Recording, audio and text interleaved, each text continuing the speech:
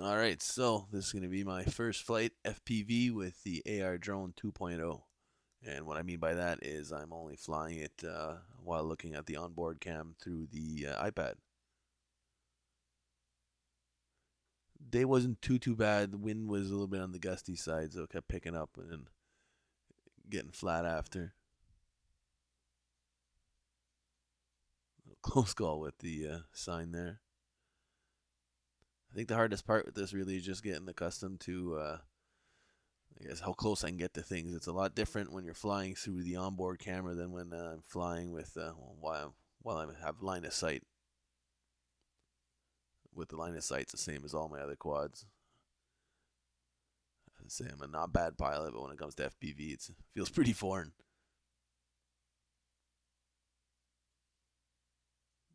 And coming up shortly, have a little mishaps, misjudged a branch on that tree. And for my first flight, maybe I took on a little bit more than I can chew. Pretty close quarters. Right there, boom. So took it out a little bit open, a little bit more of an open space. Got some footage, no damage from that fall. So we'll leave you with the footage. And guys, thanks for watching. Please thumbs up and subscribe.